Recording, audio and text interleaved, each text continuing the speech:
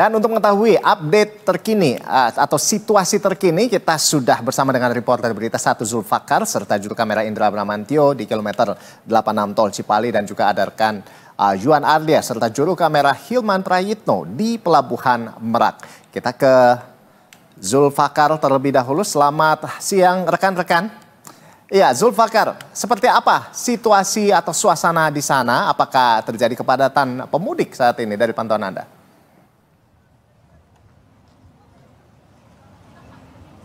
Dan pemirsa Berita 1, pada H-1 Lebaran, ruas tol Cikopo Palimanan atau Cipali ini mengalami penurunan volume kendaraan yang signifikan.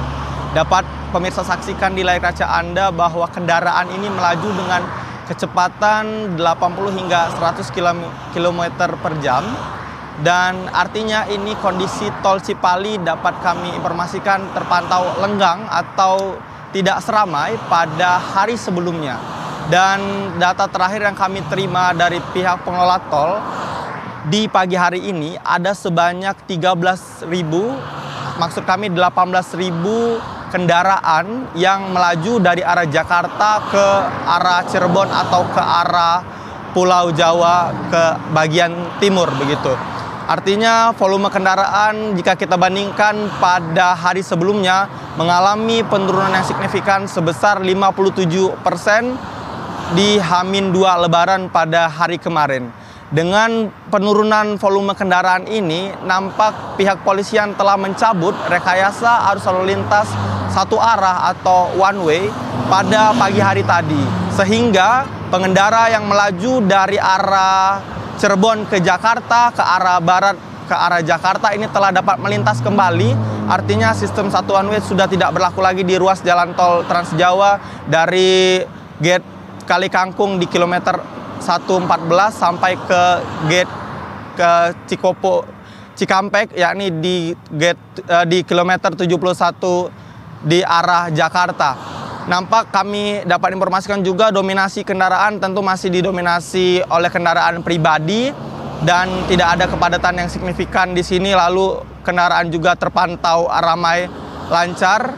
Kembali ke Anda, Ando. Baik, terima kasih Zulfakar. Ini kurang lebih penurunan angka ini mencapai 50% begitu ya, kepadatan kendaraan di sana. Terima kasih Zulfakar atas laporan Anda, dan kita beralih ke Pelabuhan Merak. Ada rekan Juan Ardia. Selamat siang Juan Ardia. Nah, apakah masih ada antrian kendaraan untuk memasuki kapal pada siang hari ini? Ya, selamat siang Rolando dan pemirsa. Berdasarkan pantauan kami di Pelabuhan Merak, Banten, khususnya di jalur eksekutif ataupun ekspres, memang jika Anda bertanya apakah masih ada antrian dari para pemudik yang ingin menyeberang dari Pelabuhan Merak menuju ke Pelabuhan Bakauheni, memang tampak dari belakang saya ini, dari 30 jalur antrian yang disediakan, hanya 2 jalur saja yang terisi oleh kendaraan roda 4 ataupun mobil pribadi dari para pemudik. Sementara itu memang antrian kendaraan tersebut juga tidak mengular hingga pintu masuk antrian di Pelabuhan Merak, khususnya di jalur eksekutif ini.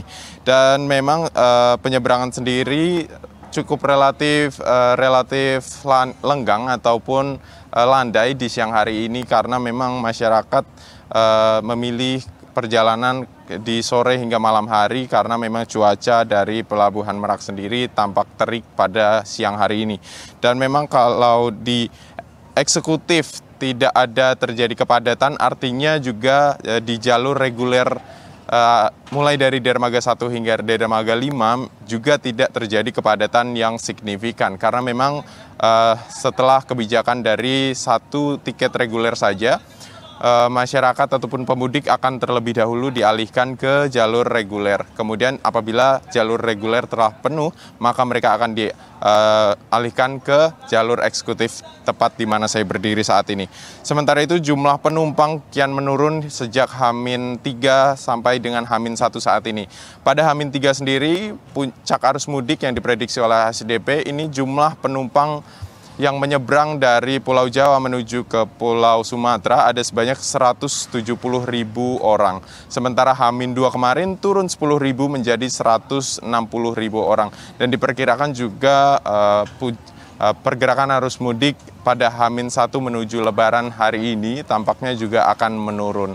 Karena memang Kementerian Agama kemarin juga telah menetapkan tanggal hari Lebaran akan jatuh pada tanggal 31 Maret 2025 sesuai dengan sidang isbat yang telah dilakukan. Dan memang jika saya bisa merecap bagaimana jumlah penumpang dan juga kendaraan sejak H-10 hingga saat ini, jumlah penumpang yang menyeberang dari Pulau Jawa menuju ke Pulau Sumatera ini tampaknya sudah hampir 1 juta orang, ataupun juga lebih rincinya yakni ada 833.000 orang. Sementara untuk kendaraan sendiri mencapai 190.000 unit yang telah menyeberang dari Pulau Jawa menuju ke Pulau Sumatera. Demikian Rolando, kembali ke studio. Baik, Juan Ardia, jadi artinya puncak arus mudik di Pelabuhan Merak sudah lewat begitu ya?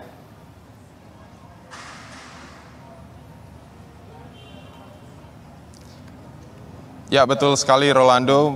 Jika diprediksi, ASDP sebelumnya memprediksi bahwa puncak arus mudik yang terjadi di Pelabuhan Merak maupun Pelabuhan Ciwandan dan juga Pelabuhan PBJ Bojonegara ini terjadi pada H-3 menuju Lebaran. Karena memang mayoritas masyarakat ini libur pada H-3 menuju ke Lebaran. Sehingga mereka setelah pulang kerja, mereka langsung melakukan keberangkatan, baik itu menggunakan mobil pribadi yang dilayani di Pelabuhan Merak, ataupun kendaraan roda 2 sepeda motor yang dilayani di Pelabuhan Ciwandan, dan truk-truk golongan besar yang dilayani di Pelabuhan BBJ Bojonegara. Sehingga hingga saat ini memang kondisi dari arus mudik pada H-1 atau 30 Maret 2025 saat ini tampaknya juga sudah mulai menurun ataupun landai, Rolando. Kembali ke studio. Baik, terima kasih Juan Ardia serta juru kamera Hilman Praitno dari Pelabuhan Merak, dan sebelumnya ada juga reporter Berita 1 Zulfakar serta juru kamera Indra Bramantio di kilometer 86 Tol Cipali. Selamat bertugas kembali rekan-rekan dan tetap jaga kesehatan dan keselamatan di sana. Ya, selanjutnya pemirsa, seorang sopir ambulans rela tidak mudik demi melayani masyarakat saat arus mudik dan arus balik Lebaran 2025. Meski demi melayani masyarakat, rasa kangen berkumpul dengan keluarga dalam momen Lebaran selalu jadi impiannya.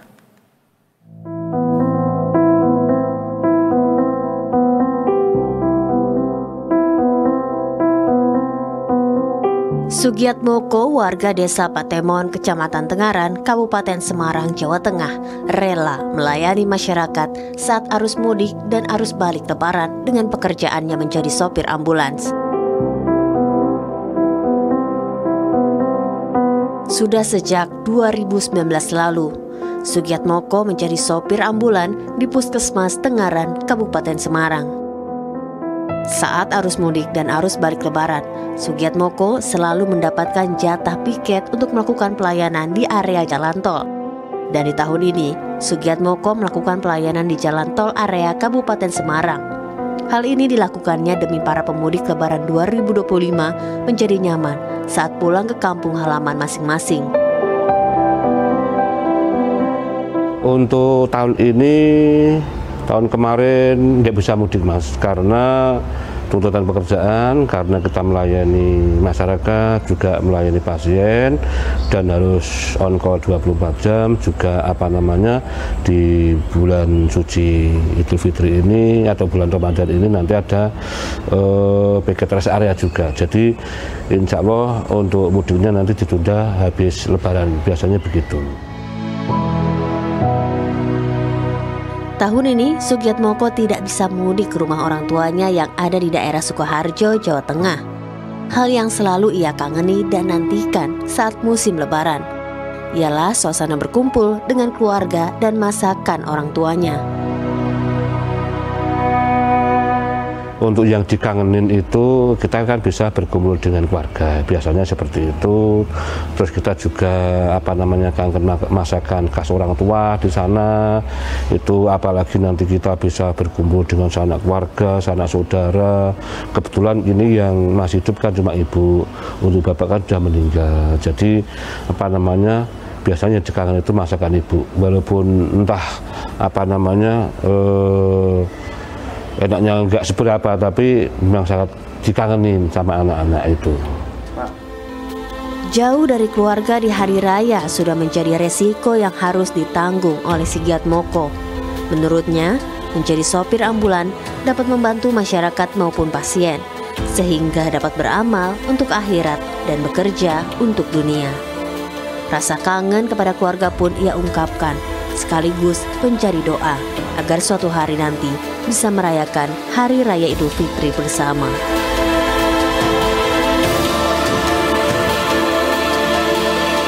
Saya sangat kangen sekali sama kalian semua. Sebetulnya saya sangat rindu di Hari yang Fitri ini bisa berkumpul dengan kalian semua. Tapi apa daya, saya yang di sini harus tuntutan pekerjaan. Mungkin insya Allah di habis Lebaran nanti kita bisa berkumpul, bisa berjumpa dengan kalian semua.